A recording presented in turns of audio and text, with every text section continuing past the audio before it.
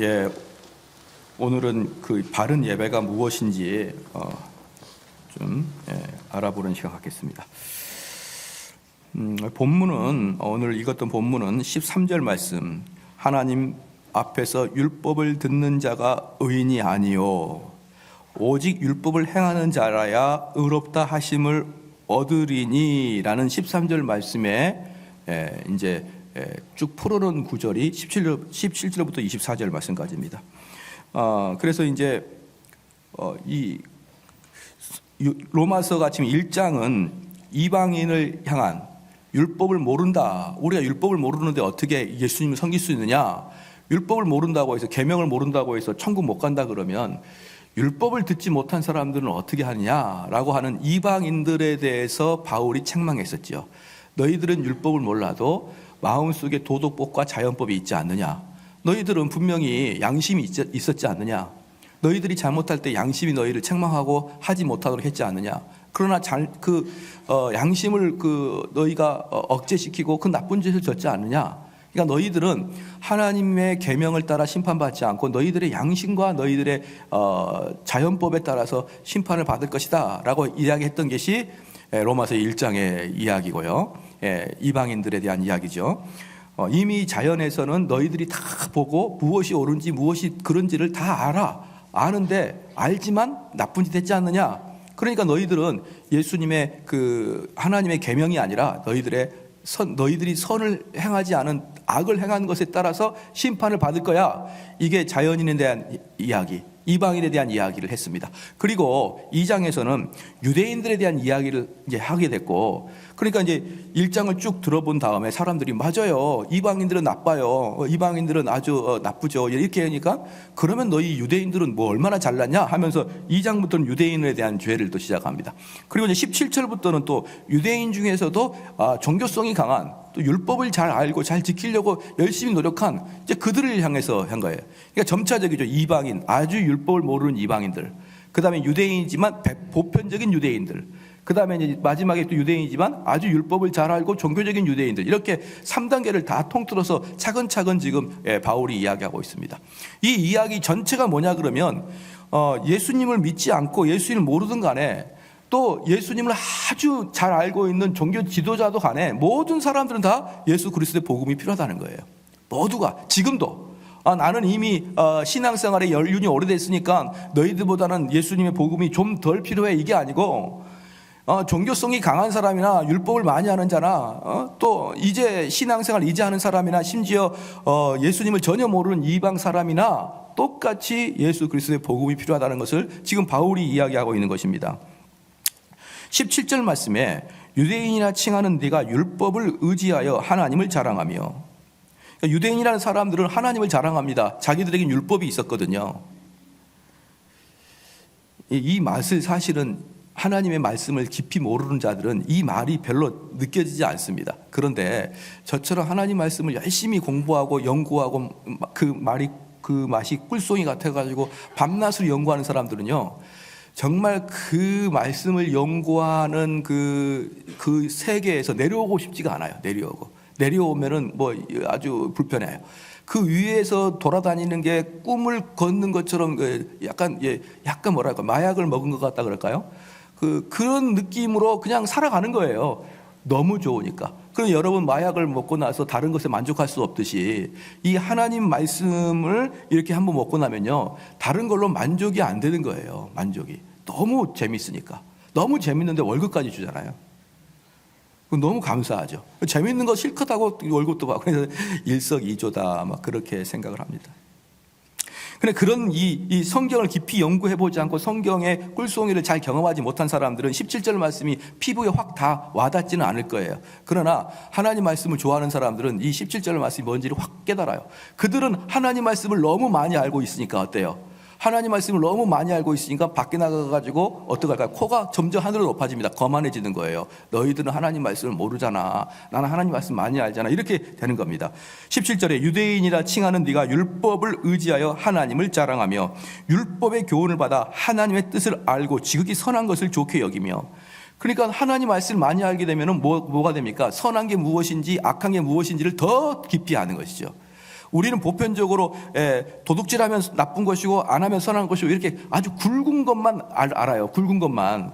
그런데 하나님 말씀을 연구하다 보면 이 굵은 것은 아예 공부도 안 합니다. 공부할 이유가 없는 거예요. 이방인들이 다 알고 있어요. 그러면은 진짜로는 아주 모세 혈관같이 아주 예민한 부분까지 죄를 다 연구하기 때문에요. 일반인들은 전혀 깨닫지 못한 죄까지도 이 성경을 통해서는 발견할 수 있습니다. 그렇기 때문에 여기서 18절 말씀에 율법의 교훈을 받아 하나님의 뜻을 알고 지극히 선한 것을 좋게 여기며 네가 율법이 있는 지식과 진리의 규모를 가진 자로서 소경의 길을 인도하는 자여 어둠에 있는 자의 빛이요. 그러니까 이제 율법을 가진 자들은요, 하나님 말씀을 가진 자들은 어떻게 되냐 그러면은, 죄송합니다만 여러분을 비하하는 게 아니고 보편적으로 다 그래요. 일반인들을 소경처럼 봐요. 일반인들을. 그건 기정사실이에요. 그래서 왜 소경으로 보냐 그러면요, 우리 일반적인 성도들은 선택하는 것마다 성경과는 다른 걸 이야기하고 다른 걸 선택하게 되고, 이야기하는 것마다 성경과는 다른 논리를 이야기합니다. 하나님, 예수님 그런 거 언급한다고 저희들은 그런 거 좋아하지도 않아요. 신학교 딱 가니까 신학교 레포트 쓰는데 시험을 보는데 쭉 삼위일체 써보십시오 그랬더니 거기다가 교수가 말해줬어요. 거기다가 하나님, 예수님 쓰지 마라 그랬어요. 우리는 하나님과 예수님의 이름을 쓰는 걸 별로 좋아하지 않습니다. 왜 그러냐 그러면 진짜 신학은 그런 고유 명사를 쓰는 게 아니라 논리가 중요한 거예요. 논리가. 그런데 우리의 삶에서 이야기하는 논리는 전부 다 일반 사람과 똑같은 논리를 가지고 있으면서 거기다가 하나님, 예수님만 붙이면 모든 게 기독교라고 생각하니까 신학교에서는 그렇게 쓰지 말라는 거예요. 하나님, 예수님 쓰지 말고 논리를 써라. 논리를. 그래가지고 막 시험 공부 안 해가지고 가가지고 시험지 100지로 내면서 우리 그렇게 쓰잖아요. 교수님, 저는 시간이 없어 시험 공부를 못했나이다. 은혜 점수를 좀 주소서. 이렇게 이제 써요. 은혜 점수를 달라고. 그러면 교수님도 댓글을 쓰죠. 은혜는 주님께 받아라. 이러면서 빵점을 딱 주죠. 주님께 받아라. 은혜는 교수가 주는 건 아니다. 주님이 주는 것이다. 그렇게 하는데 어쨌든 그 시험을 볼 때도 제가 만약에 교수라 그래도 어떤 아이가 시험을 쓰는데 하나님께서 나에게 은혜를 주시고 예수님을 따라 살아가는 삶 이런 거 보지도 않습니다. 이런 건 가치가 없는 거예요. 이런 건. 진짜 중요한 건 뭐냐면은 신앙의 논리가 따로 있어요. 신앙의 논리가 있고 세상의 논리가 있는 거예요. 근데 신앙의 논리를 정확하게 잡아내는 게 신앙인이에요. 그게 가르치는 자의 목표이기도 하고. 그런데 대부분의 사람들은 이 신앙의 논리가 없어요. 그리고 그냥 일반적인 60살 살았으면 60년 동안 살아갔던 그런 경험의 바탕의 삶을 이야기하면서 하나님이 나에게 은혜를 주셨고 하나님이 나를 이끌어 주셨고 이렇게 이야기해버리고 나서 자기를 신앙인인 척 하지만 저희들 교회는 아무것도 안 들리더라고요. 아무것도 안 들리더라고요. 그러니까 어때요? 사람들과 대화하거나 성도들과 상담해보면 거의 대부분 일반적인 논리를 가지고 이야기를 합니다. 그렇기 때문에 저희들 눈에는 그들이 소경으로 보이는 거예요. 제대로 걷지를 못합니다. 그들은. 그러니까 여기서 말하고 있는 것이죠. 19절에 네가 율법에 있는 지식과 진리의 규모를 가진 자로서 소경의 길을 인도하는 자요 어둠에 있는 자의 빛이요. 그러니까 저희들은 스스로 뭐라고 생각할까요? 나는 등대고 나는 빛이다. 이렇게 느껴지는 거예요. 이게 교만하지만 어쩔 수 없이 이렇게 될 수밖에 없는 거예요. 하나님 말씀을 많이 알면은 왜? 하나님 말씀 뭡니까? 우리가 이 땅을 살아갈 때 어떻게 살아가는 게 바르게 살아가는 것인 것을 배우는 게 하나님 말씀이잖아요. 그러니까 우리 목회자들은 이 땅을 어떻게 살아가야 되는 것을 다 알고 있는 거예요. 그러니까 빛이죠. 그러니까 등대인 것이죠. 우리가 높이 빛을 비춰가지고 이렇게 살아라라고 제시를 해줘야 되는 거 아니겠습니까? 이런 상태로 빠질 수밖에 없는 운명이 목사들인 거예요. 그래서 20절에 어리석은 자의 훈도요 어린아이의 선생이라고 스스로 믿으니 여기서 뭐냐면 모든 사람이 어리석어 보이니까 아유 홍길동 씨 그건 아니고요 이렇게 이야기가 되거든요. 홍길동 집사님 그건 아니고 이겁니다 라고 이야기하는 건 뭐냐 그러면 당신은 어리석었고 당신은 틀렸다 이걸 전제 조건으로 하고 있는 거예요. 그러니까 그러다 보니까 이 사람의 삶이 선생이고 훈도를 하는 자로 변하게 되는 것입니다. 이런 게 지금 유대인들이 자의반 타의반으로 이 상태에 있다고 스스로 선생이고 스스로 가르치는 자고 스스로 이 땅의 영적인 척도고 이런 것을 스스로 알고 있더라 이 말이에요. 여러분 이해가 좀 되시죠? 그래서 이 목사님들이 참 문제가 뭐냐면 훈도요, 어린아이의 선생 역할을 오래 하다 보니까 남들 말을 잘 안 들어요. 왜? 다른 사람들이 이야기하는 것은 다 너무 깊지 않아요. 표면적인 이야기를 하고 이것이 옳습니다 그러면은 말씀을 깊이 연구하고 설교하는 목사는 저거는 너무 깊지 않은 이야기거나 저건 틀린 이야기인데, 이런 것들이 대부분이기 때문에 오랫동안 목회를 하다 보면은 다른 사람 이야기를 잘 듣지 않아서 여행 가이드가, 목사님 여행 가이드가 제일 싫대요.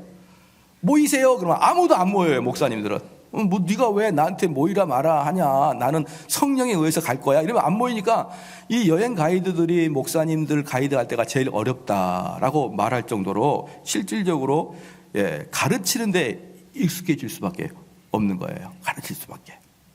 그런데 이 17절에서 20절까지 쭉 이야기하게 되면서 이 유대인들의 특권, 말씀을 많이 알고 있는 자들의 특권을 쫙 이제 이야기하는 이유는 뭐냐면, 너희들 참 잘났다 이 말을 하려고 하는 게 아니라 중요한 게 뭐냐면 21절 그러면을 이야기하려고. 그러면 너희들 이렇게 대단한 사람인데 그러면 다른 사람을 가르치는 네가 내 자신을 가르치지 아니하느냐, 도둑질 말라 반파는 내가 도둑질하느냐, 간음하지 말라는 내가 간음하느냐, 이렇게 하면서 그래 너희들 엄청나게 많이 알고 있고 너희들은 어리석은 사람의 스승이고 훈도를 하는 사람이고 그렇다 치자. 등대 뿌리고 어둠의 빛이라고 치자. 그럼 그 말씀을 네 자신에게는 적용하고 있느냐? 지금 이렇게 물어보는 것입니다. 그래서 여기서 핵심이 뭐냐 그러면 그러면이에요. 그러면 이제 봐보자 이렇게 이야기하는 것입니다. 사랑하는 성도 여러분, 앞으로 여기서 신학하실 분도 계시고 성경을 연구를 해서 성경을 가르치는 분도 계시기 때문에 제가 저만의 아주 놀라운 그 설교법을 제가 가르쳐 드릴 테니까 꼭 기억하셨다가 여러분이 사용하시고 상담도 하시고 그러면 아마 큰 유익을 얻어갈 거예요. 제가 제일 존경하는 설교자는 나단 선지자입니다. 나단 선지자예요. 저의 언제나의 꿈은 나단이 되는 겁니다. 그래서 이름을 나단이라고 할까도 해요. 나단정 이렇게. 나단의 설교의 특징이 뭐냐 그러면 이것입니다.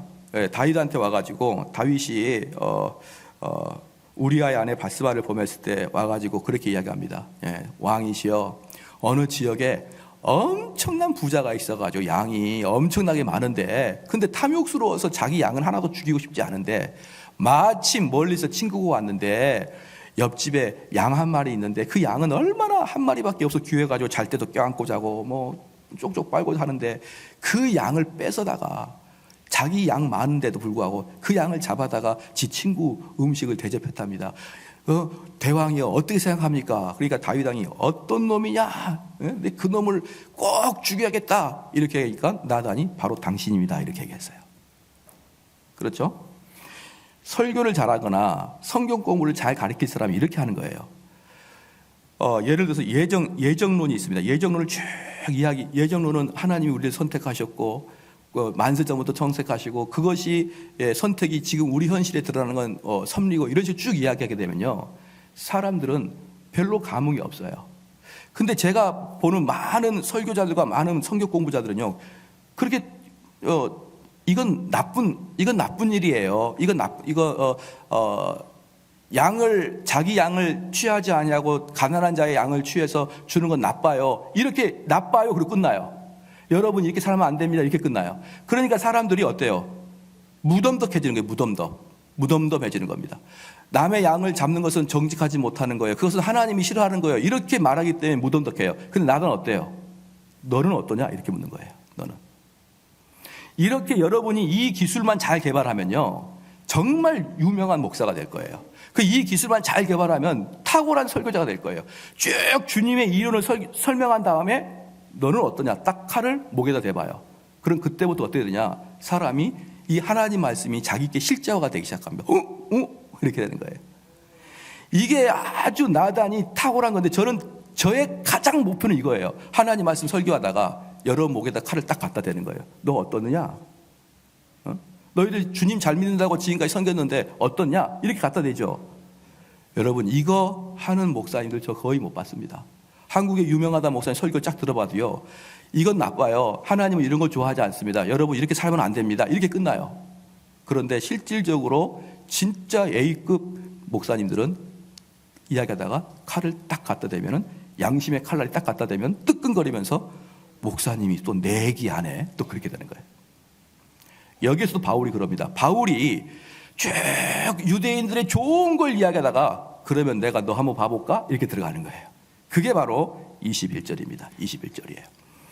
그러면 다른 사람을 가르치는 네가 네 자신을 가르치지 아니하느냐? 도적질하지 말라 반포하는 내가 도적질하느냐? 간음하지 말라 하는 내가 간음하느냐? 우상을 가증히 여기는 네가 신사의 물건을 도적질하냐? 이스라엘 백성들에게는 여러 가지 율법이 있습니다. 여러 가지 율법이 있는데 그 중에 가장 이스라엘 백성들이 경계시하는 것이 뭐냐 그러면 도적질과 간음과 우상숭배예요.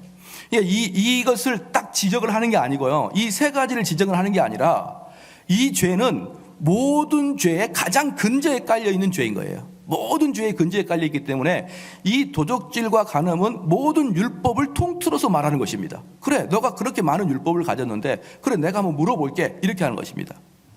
그래서 이스라엘 백성들은 도적질과 간음과 그다음에 우상 숭배 이 세 가지를 가장 그 죄의 근본으로 여기고 있었는데 여기에서 더 근본적인 것은 우상 숭배입니다. 우상 숭배예요. 이스라엘 백성들에게 가장 죄의 근본은 우상 숭배인데 지금 바울이 이렇게 말하고 있는 게 뭐냐면 22절에 간음하지 말라는 네가 간음하느냐? 우상을 가증히 여기는 내가 신사의 물건을 도적질하느냐? 이렇게 하게 되면서 이스라엘 백성들 유대인 너희들이 우상을 숭배하니까 도적질과 간음이 일어난다 이 얘기를 하는 거예요. 우상을 숭배하니까 도적질과 간음이 일어난다는 것입니다.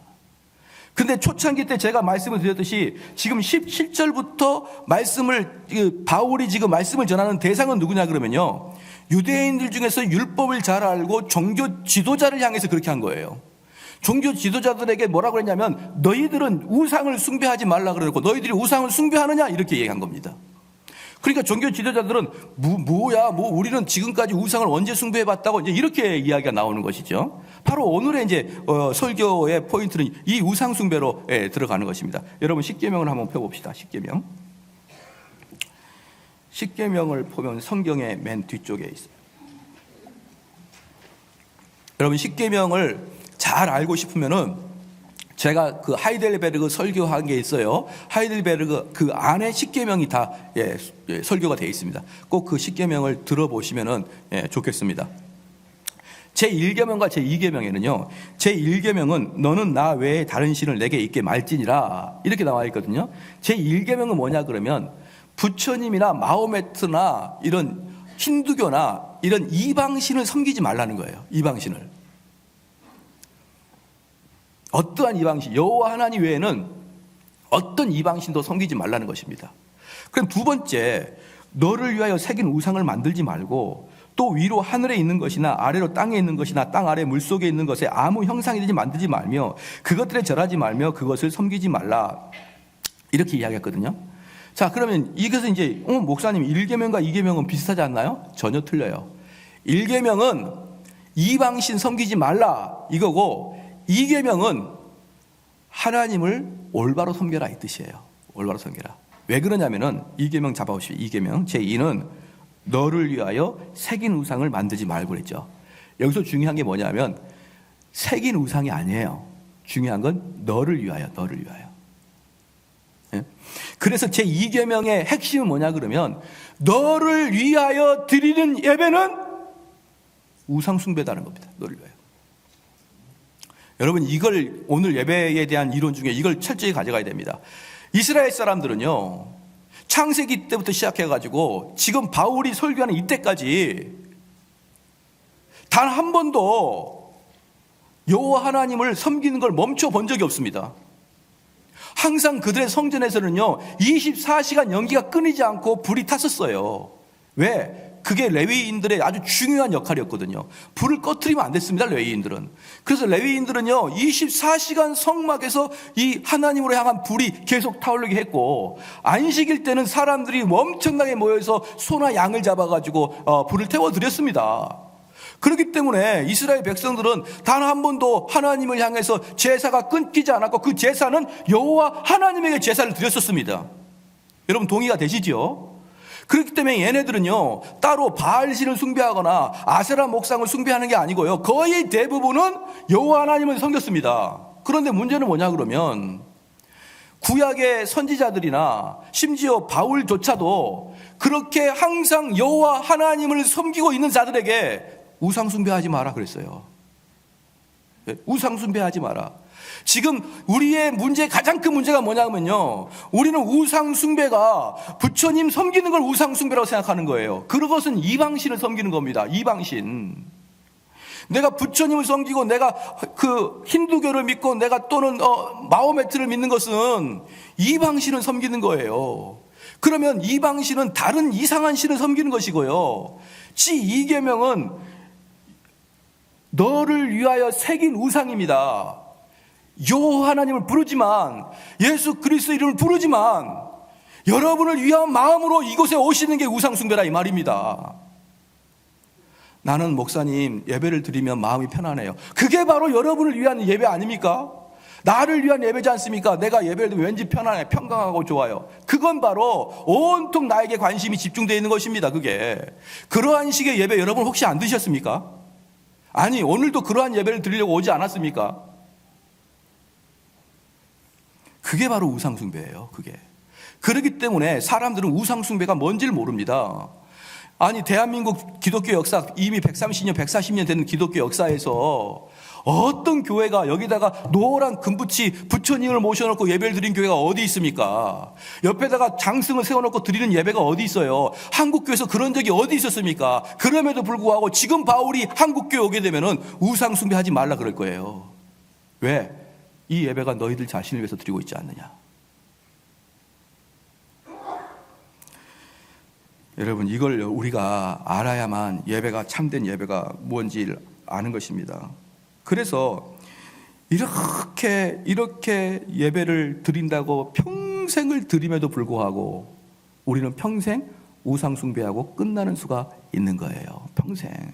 우리는 아무도 그걸 의심하지 못했던 거예요. 예배 드리고 목사님 설교 듣고 나는 하나님 믿고 예수를 통해서 구원받는다, 그 믿음 가지고 교회를 다녔는데 내가 무슨 우상 숭배냐라고 할 때, 너희를 위한 예배다, 너희를 위한 예배냐, 너희를 위한 신앙생활이냐, 그건 우상이라는 것입니다. 그건.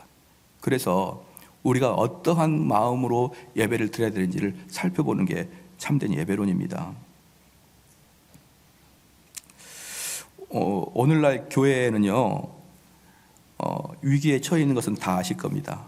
그런데 교회사를 제가 어떻게 하다 보니까 많이 알게 됐는데요, 교회사는 언제부터 교회사가 형성이 되냐 그러면 사도 요한이 죽은 다음부터는요, 사도 요한까지는 맨 마지막에 돌아가신 분이 사도 요한이고, 뭐 그때 또 디모데고 이런 사람들이 성경에 나와 있는 사람 있잖아요. 이 사람들이 죽을 때부터는 그 다음부터는 교회사예요. 그때까지는 성경에 나와 있는 사람들까지는 성경적인 시대고요. 그 다음부터는 교회사라 이렇게 표현합니다. 그러니까 교회사에 제일 먼저 나온 사람들은 뭐 디모데나 디도의 제자들로부터 나와요. 그때부터.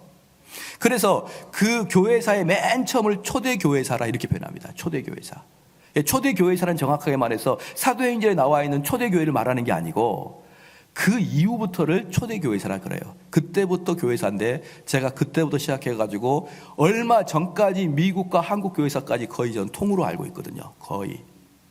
그렇기 때문에 저는 2000년의 교회사를 오르락 내리락 하면서 모든 이단과 모든 잘못된 사상과 참된 경건의 진리는 어떻게 지켜나가야 되는지 저는 잘 알고 있습니다. 그런데 교회사에서 항상 반복되는 게 있는데, 그게 뭐냐 그러면 어느 날부턴가 교회의 예배가 화석화가 된 거예요. 딱딱합니다. 젊은이들은 교회를 떠나고 있어요. 계속 설교는 고리타분하고 사람들이 설교를 통해 졸고 앉아 있는 것입니다. 자, 그러한 일들이 한 100년 정도 지나면은 이 교회는 할아버지 할머니밖에 안 남고요, 젊은이들은 다 어디 떠나고 없는 거예요.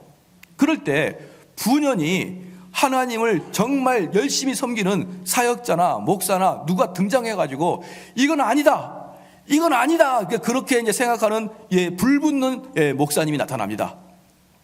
그래서 이 화석화가 된 게 왜 화석화가 됐나 그래서 화석화가 된 걸 잘라내고 젊은이들과 새로운 시대 사람들이 좋아할 것들을 새로 만듭니다.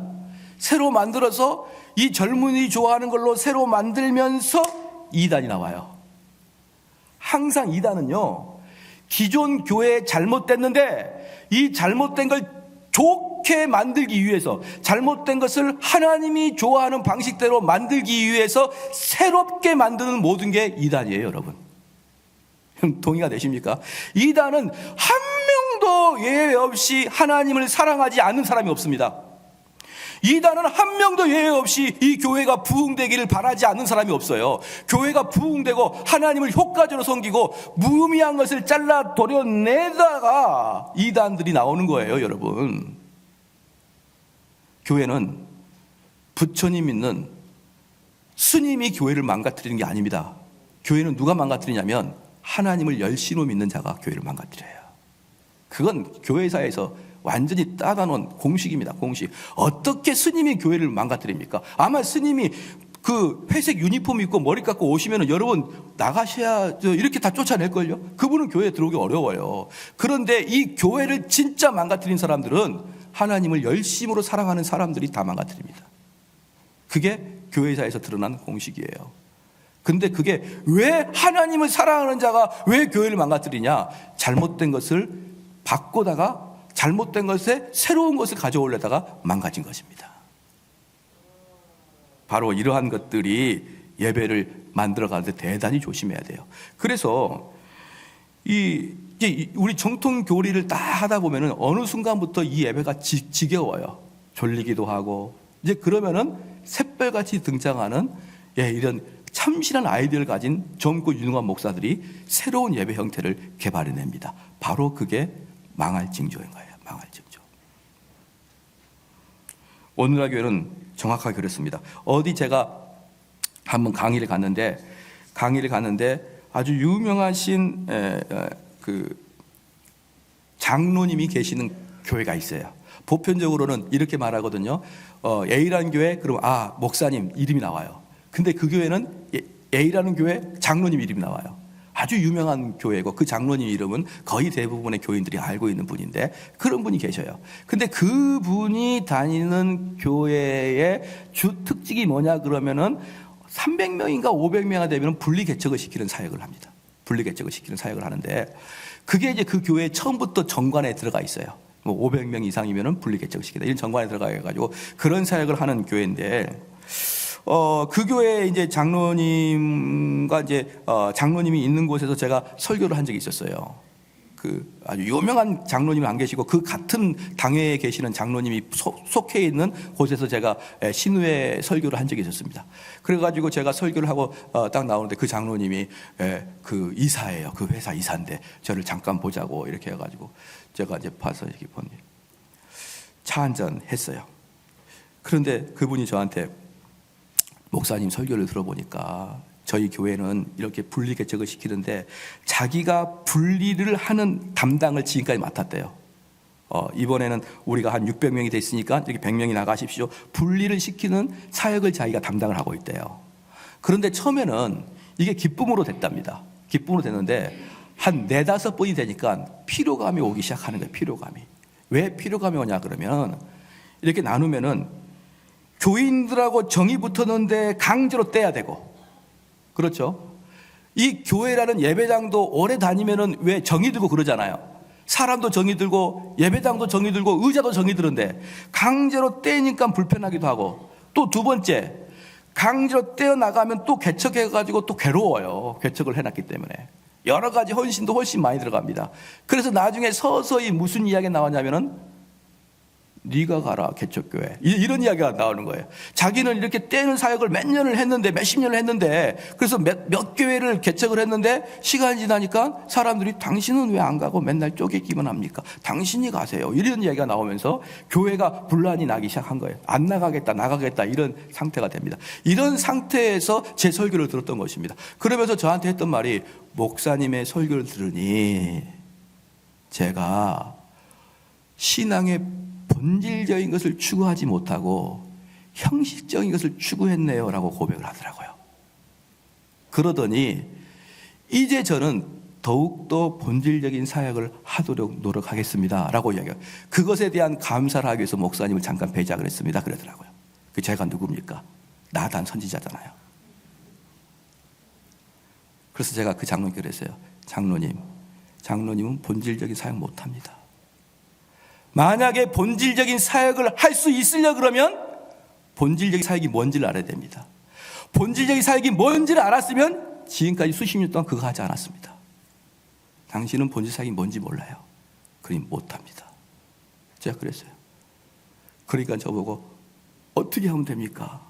그래서 방법은 없지만 딱 한 가지 방법은 있습니다. 저를 일주일 동안 수련회 강사로 청빙해 주세요. 그래서 안 해주더라고요. 그렇게 본질적인 사역이 이겁니다라고 말하는 게 아니에요. 정말 본질 사역은요, 세상에서 제일 어려운 게 뭐냐면, 제가 고등학교 때 수학 선생님한테 맨날 혼났던 내용이 있어요. 이거 대훈아, 수학은 문제를 푸는 게 중요한 게 아니라 원리를 아는 게 중요한 거야. 선생님이 제 이마를 때리면서 했던 이야기예요. 그 풀이는 계산기로 할 수 있는 거야. 수학은 원리가 중요한 거야. 마찬가지로 진짜 중요한 건 원리입니다. 근데 문제는 뭐냐면 원리가 제일 어려워요. 원리가 어렵기 때문에 제가 고등학교 3년 내내 선생님께 꿀밤 맞으면서 원리가 중요한 게, 그래도 원리는 모르고 문제 푸는 숙달만 하는 거예요. 그러니까 점수가 안 오릅니다. 마찬가지로 본질이 뭡니까? 제일 어려워요. 제일 어렵고 그 본질을 공부하기 위해서 제일 많은 시간을 투자해야 되는데, 내가 커피 마시면서 본질 사역은 이겁니다, 이렇게 이야기할 수가 있겠습니까? 여러분, 우리는 이 나라의 지금 제일 교회의 문제는 본질의 사역을 몰라요. 그리고 본질의 사역이 아닌 주변 사역을 하다가, 열심히 하다가 다 시간 보냅니다. 그래서 사랑하는 성도 여러분, 참된 예배가 무엇이냐라고 들어갈 때 본질 사역, 즉 성경으로 한번 들어가 봅시다. 성경에서 예배를 어떻게 표현하고 있느냐, 예배가 무엇이 들어가야 되느냐, 이게 성경에 다 나와 있습니다. 특별히 구약에 나와 있어요. 신약에서는 예배의 형태가 나와 있지 않아요. 근데 구약에 나와 있는데, 그래서 우리는 구약에서 예배의 모습을 찾아내야 됩니다. 하나님은 얼마나 이 예배와 제사를 중요시 여겼냐 그러면은, 레위기, 민수기, 신명기, 그냥 그 안에다가 엄청나게 많이 하나님이 원하시는 예배의 방식을 넣어놨습니다. 그냥 레위기, 민수기, 출애굽기부터 시작해요. 출애굽기, 레위기, 민수기, 신명기. 정신 없습니다. 맨날 성전을 어떻게 하고 어떻게 하라. 그러면 그걸 보면은 성막을 어떻게 만들 것이냐. 야, 너희들은 하나님을 예배를 드릴 수 있도록 성막을 잘 만들어, 이렇게 하는 게 아니라 몇 규빗까지 탁 가로 세로 정사각형 물두멍 무엇을 놓고 아주 구체적으로 성전을 짓는데, 성막을 짓는데 하나님이 구체적으로 알려줘요.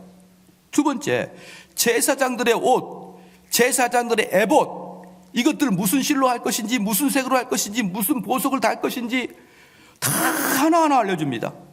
또 그 다음에 제사장과 그 백성들이 성막 안에서 무엇을 할 것인지, 성막 주위에서 뭘 할 것인지, 지성소에 들어갈 때 무엇을 할 것인지 다 하나하나 가르쳐줘요.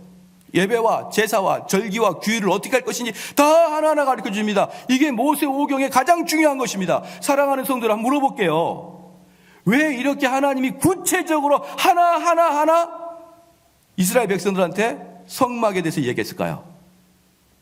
왜냐하면 너희들 스스로 생각나는 대로 예배드리지 말라는 거예요. 너희들이 자원하고 너희들의 자연스러운 마음과 너희들이 원하는 방식으로 예배드리지 마라. 나 그거 안 받는다, 이 말입니다. 하나님께 예배드릴 때는요, 여러분 방식이 아니라 하나님이 제공해 준 방식만 가지고 와라는 겁니다. 그거 아니면 안 받겠다는 것입니다. 그래서 사랑하는 성도 여러분, 여기 오실 때 바로 여러분들이 이 구약에 나와 있는 이 정신을 이어받지 아니하고 예배를 드리려면 하나님이 안 받겠다는 거예요. 아니 목사님, 구약은 다 폐기됐지 않습니까? 사랑하는 성도 여러분, 구약과 신약을 연구할 때 중요한 두 개의 원리가 있습니다. 뭐냐? 구약과 신약의 연속성이에요. 그 다음에 구약과 신약의 비연속성입니다. 이 두 개가 구약과 신약에 있어요. 구약과 신약의 비연속성은 모든 형태들이 연속적이지 않아요. 이제 우리는 더 이상 예배 드릴 때 소나 양을 잡아서 여기서 태워드리지 않습니다. 비연속성이죠. 연속성은 뭘까요? 그걸 잡을 때 정신 상태를 연속성이라고 합니다. 정신 상태를. 왜 하나님이 이렇게 성전을 했고 이렇게 제사를 드릴 때 온 양에다가 배에다가 각을 뜨게 했으며 왜 그것들을 왜 통째로 다 삶지 않고 어떤 것은 떼놨으며 어떤 것들은 뿌렸으며 왜 그랬는지에 대한 정신은 그대로 이어간다. 왜냐? 하나님은 신실하신 분이기에 변하지 않습니다. 구약에서 우리의 제사를 받으시렸던 그 하나님은 우리에게 원하셨던 그 정신과 그 방식을 지금 21세기 삼성제일교회 성도 여러분에게도 똑같은 걸 원하시고 기대합니다. 단지 양을 태우지 않고 소를 태우지 않을 뿐이에요. 그래서 첫 번째, 전체 오늘 예배에 대해서 다 이야기하려고 했었는데 이제 서론이 끝났는데 12시가 된 거예요. 그렇기 때문에 다는 안 할 겁니다. 다음 시간에도 한 번 더 할 거예요. 그래서 오늘은 두 가지만을 이야기하겠습니다. 첫 번째는요, 예배 형식입니다. 예배 형식인데 지금 무슨 말이냐? 성직자가 어떤 옷을 입을 것인가?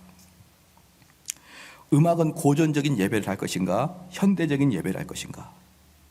이러한 예배 형식에 논쟁에 빠진 일들이 상당히 많고 종교개혁 이후에 지금까지 예배 형식에 대한 논쟁이 상당히 많았습니다. 여러분 하면 제가 물어볼게요. 성직자의 옷인데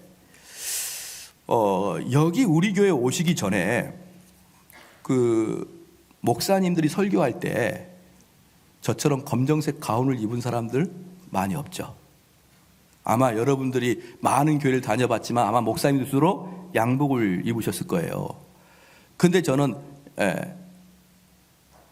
근엄한 검정색 가운을 입고 있습니다. 그 이유는 몇 가지가 있지만 제일 중요한 두 가지 이유가 있어요. 제가 이것은 아마 은퇴할 때까지는 아마 변하지 않고 입을 겁니다. 왜냐 그러면요, 어떤 목사님들이 야 개혁주의 목사가 무슨 그 말씀 가운을 입느냐, 야 이러한 것들은 아니고 일반인과 똑같은 옷을 입어야지 개혁주의 목사가 왜 설교 가운을 입냐, 이렇게 이야기하는 사람이 배기 싫어서 입는 거예요. 여러분, 제가 설교 가운을 입는 거하고 안 입는 거하고 저뿐만 아니라 여러분의 구원의 문제에 있어서 문제가 있습니까? 안 있습니까? 없죠. 제가 설교 가운을 입는다고 해서 여러분 지옥 가는 거 아니죠. 제가 설교 가운을 벗는다고 해서 여러분 천국 가는 거 아니죠. 근데 왜 설교 가운을 개혁주의 목사가 형식적인 것을 갖춰서 설교 가운을 입니? 라고 저한테 질문하는 사람이 있어서 끝까지 입어버릴 것이다 이 말이에요. 이게 바로 여러분 형식과 형식주의를 잘 알아야 됩니다. 형식과 형식주의를 잘 알아야 돼요. 좀만 더 말씀드리겠습니다. 그럼 제가 왜 설교 가운을 입냐면 두 가지 큰 이유가 있습니다. 첫 번째는 제가 이것을 입을 때 마음이 다 잡아져요. 제가 이 설교 단상에 올라오기 전에 설교 가운을 딱 입고 올라오는 거하고 제가 설교 가운이 없이 강의를 하거나 설교하는 것은요, 여러분이 혹시 느낄지 모르지만 전혀 달라집니다. 저는 설교 가운을 딱 입는 순간에 거의 사라진 게 뭐냐면 유머가 사라져요. 이걸 딱 벗으면은 누구 못지않는 개그맨이 됩니다. 여러분 동의하실 수 있을 거예요. 그게 뭘 의미하냐면요, 저는 설교 가운을 입는 순간에 저는 이 가운에 엄청나게 지배를 당해요. 함부로 이야기하지 않습니다. 성경만을 이야기하려고 다짐을 하고 하는 게 성경 이거예요. 그래서 이 옷을 입으면요, 사람들을 웃기려고 하는 마음이 거의 없어집니다. 나는 그 정신이 너무 좋아요. 이건 하나님 말씀을 대언하는 자의 모습이야. 두 번째, 아까 같이 우리나라의 대부분의 목사님들이 설교 가운을 벗었으니까 나는 입어요. 다른 말로 대부분이 설교 가운을 입으면 저는 안 입을 거예요. 저는 이게 중요한 게 아닙니다. 이게 중요한 게 아니에요. 그건 어느 정도 감정적이에요. 너무 많은 사람들이 옷을 다 벗고 자연스럽게 심지어는 캐주얼하게 설교를 하기 때문에 나는 그들과 반대로 갈 것이다라는 그 마음이 있어요. 바로 이게 제가 설교 가운을 입는 중요한 두 가지 이유예요. 첫 번째는 당연히 이 가운을 입을 때마다 내 정신은 가다듬어집니다. 그런데 이 논쟁이 똑같이 어디서 붙었냐 그러면 마틴 루터 시대 때도 똑같은 논쟁이 있었습니다. 예, 마틴 루터가 바르트부르크 성에 유배된 적이 있었지요. 1년 동안. 우리가 작년에 독일 갔다가 제일 먼저 방문했던 유적지가 바르트부르크 성이었어요. 그래서 루터가 거기서 1년 동안 유배 생활하면서 라틴어 성경을 독일어 성경으로 번역했던 곳인데, 그때 1년 동안 루터가 그 성에 유배되어 있을 때 그의 제자 중에 아주 열정적인 칼슈타트라는 그런 제자가 있었어요. 칼슈타트. 이 칼슈타트는요, 이 당시에 종교개혁 당시에 거의 대부분은 예배 형식과 사제들의 옷에 대해서 토론할 때는 거의 대부분은 신학적인 문제로 토론했었습니다. 근데 모든 것이 신학적인 문제로 토론된 게 아니었어요. 때로는 감정적이 들어갔습니다. 예를 들어서 이거예요. 로마 카톨릭이 하고 있으면 무조건 안 할 거야. 이게 바로 그 당시 종교개혁자들이 가지고 있었던 생각입니다. 그러니까 제가 방금 말씀드렸듯이 나는 많은 사람들이 설교 가운을 입으니까 나는 벗을 거야. 나는 많은 목사님들이 설교 가운을 벗으니까 나는 입을 거야. 이 감정적인 개념처럼 이 당시에 많은 종교개혁자들은 뭐야? 로마 카톨릭에서 해? 그럼 우리 개혁교에서 안 할 거야. 이게 상당히 강했습니다. 상당히 강했어요. 그 대표적인 예가 뭐냐 그러면 개혁주의 목사들은 전부 다 필히 결혼해야 된다. 필히. 그래서 우리 개혁주의 목사들은 장가 못 가면 목사 안수 못 받습니다. 목사 안수 못 받아요. 나이가 지긋이 드는데 왜 목사 안수 못 받았습니까? 결혼할 자매가 없어서요.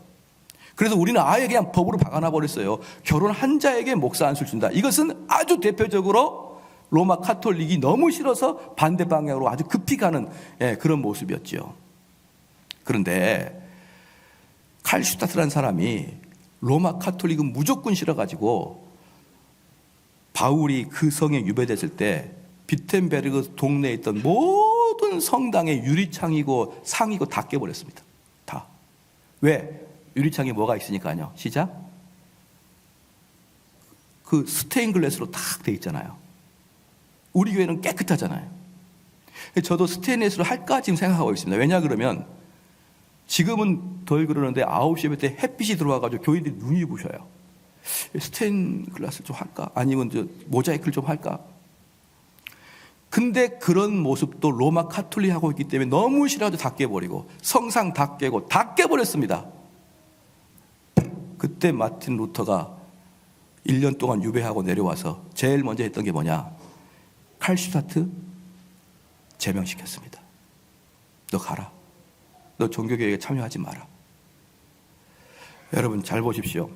사람들은요 악하기 때문에 자기들의 행동이 뭔지를 분별을 못합니다. 정의롭게 행동하죠. 근데 우리 개혁교회는요 혁명은 절대 싫어합니다. 혁명은 싫어해요. 혁명을 싫어하고 우리 개혁교회는 추구하는 게 개혁을 좋아합니다. 그럼 혁명과 개혁의 차이는 뭐냐? 혁명은 잘못된 것 도려내고 잘못된 것 끄집어내고 잘못된 것과 위와 아래를 뒤바꾸는 게 혁명이에요. 근데 개혁은 뭐냐? 원래의 저자가 말하고자 하는 것을 알아서 다시 원상태로 돌아가는 걸 개혁이라 그래요. 여러분 아시겠죠? 혁명과 개혁은 달라요. 혁명은 너 잘못했어. 너 내려와. 너 죽여버릴 거야. 너 끝내. 그리고 억압당했던 우리가 올라갈 거야. 이게 혁명이에요. 개혁은 뭐냐? 원래 온 저자가 이야기하고자 하는 그 정신으로 돌아가는 걸 개혁이라 그럽니다. 그래서 르네상스는 뭐냐? 르네상스는 고전으로 돌아가자는 거예요. 종교개혁은 뭐냐? 성경으로 돌아가자는 겁니다. 우리는 원래 원본으로 돌아가자는 게 개혁이지 잘못된 걸 도려내는 게 개혁이 아닙니다. 그런데 칼슈타트는 혁명을 했고 마틴 루터는 개혁을 했던 겁니다. 여러분 우리 개혁교회는 모든 혁명을 다 싫어합니다. 모든 혁명은 다 싫어해요. 왜냐? 혁명에는 아주 중요한 메커니즘이 하나 있어요. 뭐냐? 전통적으로 내려오는 질서를 뒤집어 엎는, 이게 모든 혁명에 들어가 있기 때문에 이 자체 메커니즘을 기독교는 싫어해요. 하나님이 주신 정통과 하나님이 주신 그 순서와 그 지위와 그것을 유지해 가면서 진짜 오리지널 소스가 원했던 방식대로 나를 개혁해 가는 것, 원래 원본이 취하고자 하는 방식대로 다시 취해 가는 것, 여러분 이게 개혁입니다.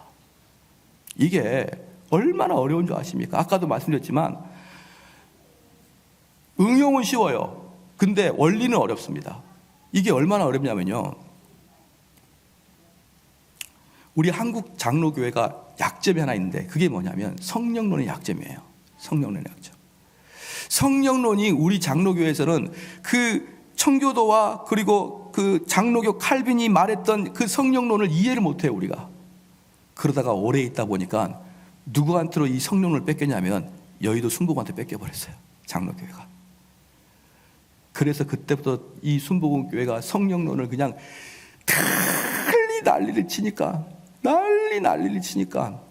장로교에서는 성령의 충만, 성령 충만, 성령의 감동 이런 말을 안 해버렸습니다. 그래서 성령론이 아주 약해졌어요. 아니에요.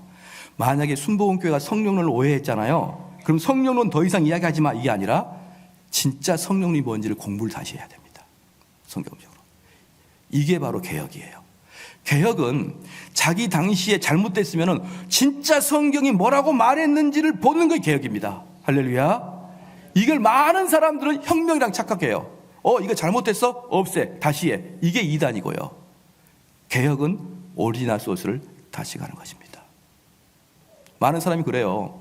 우리 한국교회는 칭의, 믿음으로 의롭게 된다는 이야기 너무 많이 했다. 믿음으로 의롭게 된다는 이야기 너무 많이 했고 거기에 비해서 성화에 대해서는 이야기 별로 하지 않았다. 이제는 한국교회가 성숙했으니까 믿음으로 말미암아 구원받는 이야기보다는 우리가 어떻게 성화를 이룰 것인가를 더 이야기해야 된다. 이렇게 나가면 안 된단 말이에요. 어떻게 나가야 됩니까? 시작. 진짜 성화가 진짜 칭의가 뭔지, 진짜 믿음으로 의롭게 된다는 게 뭔지를 다시 공부해야 되는 거예요. 그러니까 쉽게 말씀드려서 보편적인 교회에서는 이렇게 얘기하는 거예요. 우리가 맨날 믿음으로 구원받아 이것만 이야기하고 어떻게 살 것인가 성화를 이야기하지 않으니까 이제 요건 그만 이야기하고 요걸 많이 이야기하자 이렇게 하는데 아니라니까요. 요걸 다시 성경이 원하는 방식으로 다시 공부한다. 이게 혁명이고 이게 개혁이고 첫 번째 말했던 혁명인 것입니다. 사랑하는 성도 여러분, 제가 설명하면서 좀 길어졌는데 바로 그렇게 우리는 혁명과 개혁 사이에 왔다 갔다 합니다. 무엇이 혁명인지 무엇이 개혁인지 모르고 무조건 나쁜 놈들은 처단하고 나쁜 놈은 죽여버려야 속이 후련하고 그게 정의사회를 실현하는 것 같지만 교회는 그게 아니에요. 진짜 본질이 무엇인지를 다시 공부하고 다시 추구해가 나가는 게 개혁이죠. 이것이 얼마나 어려운지 마틴 루터의 제자 칼슈타트가 그 혁명을 일으켰고 루터는 그게 아니라고 걔를 잘라낸 것입니다. 그러면 우리가 왜 제가 이렇게 말씀 많이 드냐면 한국교회는 예배 형식에 대해서 엄청나게 논쟁하고 있습니다. 예배 형식에 대해서. 예배가 어떻게 된다. 예를 한번 들어볼게요. 우리 교회는 다른 교회에 못지 않는 것 중에 하나가 뭐냐면 예배 시간에 헌금을 거는 겁니다. 그래서 헌금을 내지 않으면 가끔 가다가 헌금 주머니 돌리는 권사님들이 쿡쿡 찔르기도 해요. 왜 지금 잠깐 잊으신 것 같은데요? 내세요 이렇게 하면서. 왜냐 그러면 그게 꼭 나쁜 의견이 아니라 잠깐 졸거나 딴 생각하다가 놓칠 수가 있거든요. 그러니까 우리 권사님들이 툭툭 찔르기도 하고 집사 찔르기도 하는데 어떤 교회라니까 잠자리 채로 하더라고요. 그래서 멀리 있는 분도 툭툭 찔르면 이렇게 내고 그래요. 헌금을 예배 시간에 해야 되느냐 아니면 예배 들어오기 전에 바깥에서 헌금을 내야 되느냐, 여러분 이 논의도 상당히 있습니다. 근데 제가 말씀드릴게요. 예배는 예배 시간에 헌금 내는 게 중요합니다. 왜냐면요, 헌금을 낸다는 것은요 내 일생을 하나님께 대신 돈으로 바친다예요. 그렇죠? 그래서 우리가 이 예배 시간에 하나님을 드높인 것 중에 하나님께 드리고 하나님을 드높인 중에 찬양과 기도와 헌금이 하나님께 드높여집니다. 그런데 만약에 헌금을 예배당 들어오기 전에 바깥에서 헌금을 하고 들어오면요, 왜 차라리 바깥에서 찬양을 다 하고 들어오죠? 왜 하나님께 드려야 될 엄청난 귀중한 헌금 시간을 예배당 바깥에다가 두고 옵니까? 예배 드리는 안에 하나님께 은혜 받고 가장 결정적인 순간에 드리는 게 헌금이에요. 그런데 왜 그걸 바깥에 드리죠? 저는 그 헌금을 바깥에다가 드리라고 하는 그 목사님들의 마음을 잘 알아요. 뭘까요? 우리 교회는 돈을 탐욕하지 않습니다. 그거 보여주려고 하는 거예요. 그거 말고 또 있을 것 같습니까? 그 마음 때문에 성도가 예배 시간에 드려야 될 그 헌금의 시간을 뺏어버린다고요. 여러분, 이 시간에 하나님께 뭘 드리겠습니까? 하나님께 드려야 되는데 뭘 드릴까요? 우리의 찬양과 경배와 헌물을 드려야죠. 그럼에도 불구하고 헌금을 예배 시간에 해야 되느냐, 아니면 교회 들어오기 전에 바깥에 해야 되느냐, 이 논쟁은 형식주의 논쟁이라 이 말이에요. 예컨대 헌금을 교회 안에서 한다고 구원받고 헌금을 교회 바깥에서 한다고 지옥 가고, 그거 아니지 않습니까? 이것처럼 한국 교회는 얼마나 많은 예배의 본질이 아니라 예배의 형식 때문에 논쟁을 하고 예배의 형식 때문에 원수가 되고, 여러분 이러고 있는 줄 아십니까? 그런데 진짜는 뭡니까? 구약의 정신을 받아들인 겁니다. 어떻게 하여야 내가 우상 숭배하지 아니하고, 어떻게 하여야 내가 참다운 하나님을 섬길 수 있느냐, 이게 바로 예배론의 핵심인 것입니다. 사랑하는 성도 여러분, 오늘 여기까지만 제가 해야 될 것 같습니다. 다음 주는 정말 그러면 어떻게 드리는 게 참된 예배냐는 것을 두 가지를 통해서 보여드릴 텐데 꼭 여러분이 들어주시기를 바랍니다. 기도하시겠습니다.